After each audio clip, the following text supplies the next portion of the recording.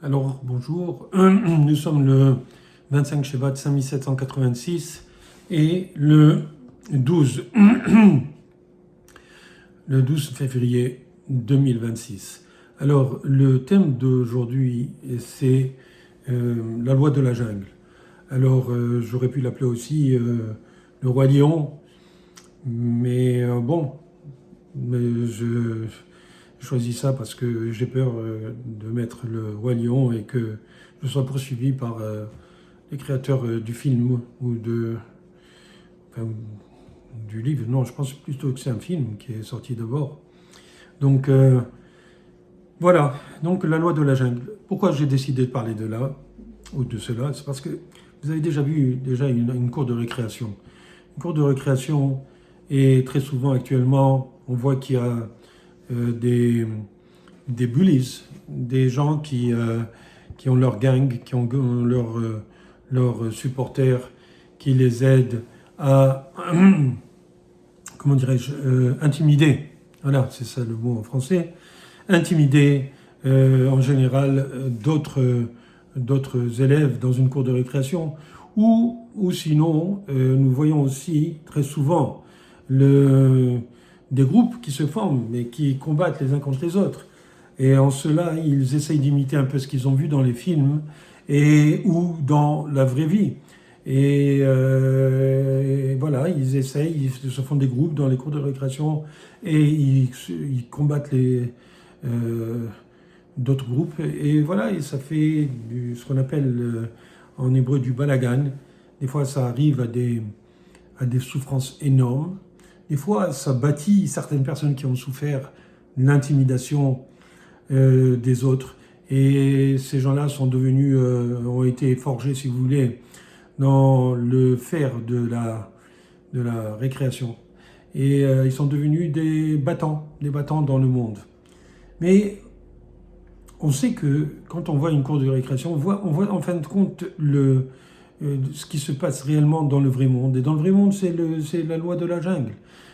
Quand on voit ce qui se passe dans des films de safari, où on voit comment les différentes espèces s'entretuent, ou quand on voit dans le roi lion les hyènes qui essayent de prendre la place ou la part du lion, alors que c'est les lions qui prennent la part du lion, comme il se doit. Et alors on comprend qu'il y a une loi qui est la loi du plus fort, la loi de la jungle. D'ailleurs, il me semble bien que c'était Jean de La Fontaine qui, dans la fable Le loup et l'agneau, parle justement de la loi du plus fort. Qu'est-ce que nous avons comment ça commence la loi du plus fort est toujours la meilleure. Nous allons la montrer tout à l'heure. Ça, c'est le début, il me semble, de la fable du loup et de l'agneau. Pourquoi? Parce que, en fin de compte, Jean de La Fontaine rapportait et rapporte ce qui se passe réellement dans le vrai monde. Alors, est-ce que le monde que nous vivons, où nous vivons plutôt, est un monde comme le monde de la jungle ou pas? Alors peut-être qu'il est pire. Il est pire pourquoi? Parce que les animaux dans la jungle ne tuent que parce qu'ils doivent manger. Akadosh Baruch Hu a créé des espèces d'animaux qui sont carnivores, d'autres qui sont herbivores. Et les herbivores, ils mangent bien sûr des herbes, et les carnivores, ils mangent ceux qui mangent des herbes. Et il y en a qui tuent pour tuer, mais c'est très rare. C'est très rare qu'on va voir que les animaux tuent pour tuer. C'est très rare. Et donc, si Dieu a mis cette hiérarchie dans cette chaîne alimentaire, c'est parce que c'est comme ça qu'il a prévu, dans sa grande sagesse, que le monde serait le monde. Et chaque animal a sa place dans le monde. On sait qu'il y a le fameux Perek Shira, je ne sais pas si vous le connaissez, où chaque animal chante les louanges de Akadosh Baruch Hu. Pourquoi? Parce que chacun a une mission dans ce monde, même les animaux. Par exemple, les grenouilles. Les grenouilles, pendant les 10 plaies, même si ça ne leur a pas plu, les plaies, elles ont accepté de rentrer dans les fours, de rentrer dans les entrailles des gens, etc. Et c'était contraire à leur habitat naturel. Et elles se sont, comment dirais-je, sacrifiées pour Akadosh Baruch Hu. Autrement dit, chacun, même au niveau du monde normal, sans avoir à passer par les plaies d'Égypte, chaque animal a son utilité. Rappelez-vous de l'araignée avec David Améler. Quand David Améler était poursuivi par Shaoul, et ses poursuivants qui faisaient partie de l'équipe de Shaoul essayaient de l'attraper, et il s'est réfugié dans une caverne. Et il y avait une araignée. Et l'araignée a tissé très très rapidement, de façon miraculeuse, une toile complète qui fermait l'entrée de cette grotte et qui a sauvé David Améler. Parce que les poursuivants, quand ils sont arrivés devant cette caverne, ils ont vu qu'il y avait cette toile qui cachait l'entrée, et ils se sont dit, c'est pas possible que ce soit là qui se soit caché, que David se soit caché, puisque cette toile est ancienne, ça se voit qu'elle n'a pas été touchée, donc personne n'est rentré récemment là-dedans, donc on n'a pas besoin de rechercher dans cette caverne. Et là, David Améler a eu sa réponse, parce qu'avant, il avait posé la question à Kadosh Baruch Hu, il ne comprenait pas quelle était la nécessité de chaque créature. Alors, il avait compris, il a dit à Kadosh Baruch Hu, en fin de compte, j'ai compris, mais l'araignée, je ne comprends toujours pas. Et Akadosh Baruch Hu lui a montré à quel point l'araignée a sauvé, en fin de compte, le monde. Pourquoi? Parce que David Améler, c'est lui qui devait donc régner, qui devait avoir après, qui allait connaître Bathsheba qui était la mère de Shalom Améler, et d'où devait venir le Messie, devait venir le monde, le Mashiach, et qui va sauver le monde. Donc on voit que cette petite araignée, en fin de compte, a sauvé David Améler, qui a continué à vivre et qui a pu donner sa descendance. Donc voilà, on voit une utilité encore pour l'araignée. On peut voir aussi, comment dirais-je, les poissons, tenez, puisqu'on peut parler un petit peu de réincarnation. Les poissons sont des animaux qui se mangent tels quels. Autrement dit, on n'a pas besoin bien sûr, quand ils sont cachers, c'est-à-dire qu'ils ont des écailles et des nageoires, alors à ce moment-là, ils peuvent être, dès qu'ils sont pêchés, même s'ils frétillent, il n'y a aucun problème, on peut même les manger comme ça à la limite. On ne va pas le faire parce qu'on ne mange pas quelque chose qui est vivant, mais dès qu'ils sont sortis, ils n'ont pas besoin de shérita, ils n'ont pas besoin d'être abattus rituellement, comme par exemple une vache ou un taureau, ou une chèvre. Voilà. Donc on voit que les poissons sont mangés complètement, ils ne souffrent pas. Et justement, les tzadikim sont réincarnés dans les poissons. C'est pour cela que on conseille, c'est une mitzvah de manger du poisson le vendredi soir, parce que les tzadikim sont souvent réincarnés dans les poissons, et quand un juif mange le poisson de Shabbat, alors il libère l'âme, par la beracha qu'il fait, il libère l'âme des tzadikim qui est contenue dans ce poisson et qui devait faire d'une certaine manière une certaine réparation dans ce monde. Donc il y a des utilités, on peut en trouver énormément, d'accord? Je pourrais vous raconter d'autres choses, comme par exemple quand Rav Yaakov Abu Hatzera, il me semble bien que c'était lui, ou le Rav Shmuel Elbaz, qui était son père, son grand-père, je pense que c'était son père, le père de Rabbi Yaakov, c'est Rabbi Shmuel, ou Rabbi Yaakov lui-même, je pense que c'était plutôt Rabbi Yaakov, qui lui, il faisait un tour dans le Maghreb, où il allait visiter des communautés. Et il était dans un village qu'il était venu visiter, il l'avait reçu en grande pompe, et celui qui l'a reçu, le président très probablement de la communauté qui l'avait reçu, lui a demandé de rester pour le Shabbat. il avait fait un festin, et durant ce festin, toute la communauté lui a demandé de rester plus. C'est sûr, il voulait avoir un tzaddik qui soit plus longtemps avec eux. Or, durant ce repas, il y avait un chevreau qui s'était sauvé du troupeau et qui avait grimpé sur la table où il y avait Rabbi Yaakov et qui regardait Rabbi Yaakov d'une façon très douce et qui bêlait très très gentiment. Et Rabbi Yaakov, il a dit, ça va, j'ai compris. Il a dit à celui qui l'a invité, parce que Rabbi Yaakov ne voulait pas rester, mais il a dit, maintenant, si tu veux que je reste, alors il faudra que tu égorges ce chevreau pour Shabbat, et parce que j'ai besoin de faire le tikkun, la réparation, en mangeant de ce chevreau. Je ferai la réparation de ce chevreau, la réparation de l'âme qui était contenue dans le chevreau, une âme qui était coincée, si vous voulez, dans ce chevreau, une âme d'un être humain qui avait été réincarné dans ce chevreau. Donc on voit que les animaux sont aussi nécessaires pour beaucoup d'autres choses, mais bien sûr, il y a une chaîne alimentaire. Akadosh Baruch Hu a créé ça parce que le monde a, comme je vous ai dit, des raisons d'être de cette manière.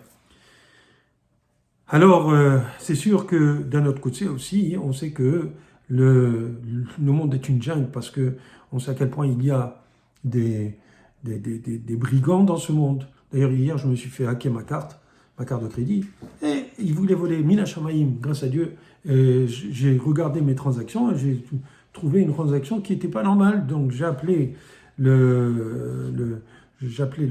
comment dirais-je, c'était un fleuriste. Et je lui ai dit, voilà, est-ce que vous avez essayé de faire passer ma carte? Voilà mon numéro de carte. Je ne vais pas donner le numéro, mais il m'a demandé, oui, c'est quoi votre numéro de carte? Et il m'a dit, effectivement, c'est ça, votre nom, etc. Il ne connaissait pas mon nom. Donc, il m'a dit, c'est votre nom, voilà votre numéro, votre adresse. Je lui ai dit, oui. Je lui ai dit, ben écoutez, j'ai jamais fait cette commande. Et voilà, et donc, on a fait toutes les recherches et effectivement, il a retrouvé, il a appelé tout de suite le livreur a arrêté la livraison. Pour vous dire à quel point ce monde est dangereux. Je veux dire, le vol, c'est pas anodin. Le vol, c'est d'ailleurs, juste après, il y a eu d'autres transactions qui ont essayé de passer avec un Airbnb, avec ci, avec ça. Pourquoi? Parce qu'il y a des gens qui volent. Il y a des gens qui volent, qui profitent de faire des vols cachers, puisque ça a tué personne. Mais des fois, il y en a qui volent il y en a qui tuent pour un $5, pour rien du tout. Le monde est une jungle. Et Akadosh Baruch Hu, il a créé le monde de cette manière. Pourquoi? Parce qu'il faut qu'on essaye d'appliquer les 10 commandements. Par exemple, le Notignov, bien que le Notignov ne soit pas relié directement au vol à main armée ou au vol, c'est plus un vol d'être humain, mais même le vol, le Tikzol, c'est interdit de voler. Pourquoi? Parce que le Gezel, c'est quelque chose qui est fait, comment dirais-je, en broad light, c'est-à-dire au vu au sud de tout le monde, avec violence, comme du temps du Hamas. C'était du Gezel. D'accord? Donc, pourquoi cela? Parce que justement, Akadosh Baruch Hu veut que les gens qui ont cette tendance à la violence, qui ont cette tendance au vol, qui ont cette tendance à toutes les maladies du monde, eh ben, combattent cette tendance pour pouvoir mériter sa place à côté de lui. Donc, Dieu, il crée des gens avec des tendances. Par exemple, on sait que si quelqu'un, il aime le sang, alors il est possible qu'il puisse arriver à un meurtre. La Torah dit, écoute, si tu as cette tendance, alors soit un mohel, c'est-à-dire un circonciseur, ou un shohet, un abatteur rituel, etc., etc. Pourquoi? Pour orienter tes tendances, pour orienter ta nature vers le bien. D'accord? Donc, le mal dans le monde a une utilité. C'est quoi? C'est de faire grandir l'être humain. Et donc, le monde en soi devient une jungle, parce que c'est de cette manière que la personne qui a ces mauvaises tendances, soit de voler ou de tuer ou de mentir, ou de la luxure, etc., eh ben, il va travailler sur lui-même pour justement mériter. Parce que Dieu lui donne justement ces ou ce défaut pour pouvoir grandir et mériter sa place à côté de lui. Donc vous voyez que quoi, ça c'est la nécessité d'avoir une loi de la jungle. Et on le voit très souvent, on le voit très bien dans ce qui se passe. Combien de morts dans le monde, combien de guerres. On le sait nous, dans notre sang, nous les juifs, pas seulement les guerres, à part les pogroms et toutes l'inquisition et holocauste et massacres qu'il y a eu contre notre peuple, eh bien, on en a souffert énormément. Pourquoi est-ce qu'il y a eu ça? C'est tout un autre sujet. Mais on voit que le monde est compliqué, le monde est cruel, et non seulement cela, on le voit bien sûr dans les guerres et dans les rues et les bas-fonds des villes, etc., mais aussi on le voit dans la politique, dans les arènes politiques. D'ailleurs, on appelle ça une arène politique, pas une arène de gladiateurs, bien que les arènes où il y avait les gladiateurs, que ce soit le cirque du Colisée à Rome, c'était un endroit où il y avait énormément de violence. Ceux qui ont vu des films de gladiateurs, ils voient à quel point c'est dégoûtant, c'est affreux, c'est méchant. D'accord? C'est la cruauté au plus haut point qui vient pour entretenir l'intérêt morbide, l'intérêt sanguinaire des gens qui viennent pour assister à cela. D'ailleurs, nous, on n'a pas le droit d'aller, par exemple, à comment ça s'appelle là, où il y a les toréadors, là? Oh là là là là là là. Quand il y a les toréadors avec les taureaux, bon, les corridas, voilà. Les corridas, on n'a pas le droit d'aller. Pourquoi? Parce que c'est un endroit où on fait souffrir. On n'a pas le droit d'être là et de voir souffrir. Vous comprenez? On n'a pas le droit aussi de faire souffrir des animaux. C'est assourd. C'est tsa'ab alechaim. C'est-à-dire faire souffrir un animal ou un être vivant. C'est assourd dans notre Torah. Quand on fait, par exemple, l'abattage rituel, on utilise un couteau qui est extrêmement, extrêmement effilé, que quelqu'un, il se couperait un doigt, il ne le sentirait pas tout de suite. Tellement c'est effilé. C'est comme les épées des samouraïs qui sont extrêmement aiguisées, qui sont extrêmement puissantes et qui sont capables de couper la tête de quelqu'un sans qu'il s'en rende compte. Tellement c'est aiguisé. D'accord? Et donc, comment dirais-je, l'animal ne souffre pas. Et qu'on ne vienne pas nous dire, oui, comment dirais-je, il faudrait les étourdir avant. Non, on ne les étourdit pas parce que le sang s'écoule et même si l'animal bouge, ses pieds sont des réflexes, d'accord? Et moi j'en ai vu parce que quand j'étais petit, j'accompagnais mon père aux abattoirs et je voyais comment ça se passait. Et puis c'est vrai que on a l'impression que la bête souffre, etc. La bête, elle souffrait avant. Parce que la bête peut-être reconnaissait qu'elle allait être tuée. Elle ressentait des choses. Mais le bobo, si vous voulez, la shechita elle-même n'était pas douloureuse. Vous comprenez? Et le shochet, il revérifie à chaque fois que le couteau était extrêmement bien aiguisé. D'accord? À chaque fois qu'il repassait. Et c'est comme ça, bon, il y a des lois de shechita. En tout cas, de toute façon, là où il y a une arène, on a dit, il y a les arènes des gladiateurs, il y a l'arène des corridas, il y a la reine et le roi. Non, je m'amuse, ça c'est dans le combat aux échecs. Mais il y a l'arène politique où on voit qu'il y a des sales coups qui se passent, et des conspirations, des combines et des, comment dirais-je, des conspirations aussi, c'est vrai, d'une certaine manière, pas dans le sens de conspiration, de théorie conspiratrice, mais plutôt de collaboration entre des gens pour pouvoir faire tomber les autres. C'est extrêmement, très raffiné. Les combats qu'il y a, les combats politiques sont extrêmement raffinés. Bien sûr, c'est sauvage, mais qu'est-ce que vous voulez? Et les combats entre des forces politiques de différents pays sont encore plus compliqués. C'est pour ça que la politique est extrêmement compliquée à comprendre. Quand vous essayez de comprendre les agissements des politiciens du monde, et vous n'arrivez pas à comprendre, il y a le dit, il y a le non dit, Et il y a ce qui se dit en coulisses et ce qui se prépare en coulisses. Les coups d'État et les coups bas et l'hypocrisie et tout ça aussi, ça fait partie de la loi de la jungle. Et c'est celui qui est le plus fort, pas obligatoirement dans ce cas-là. Dans les démocraties, c'est pas celui qui est fort physiquement, qui, dans le temps, par exemple, les souverains étaient très souvent forts, ils faisaient la guerre, et c'est comme ça qu'ils gagnaient leur galon.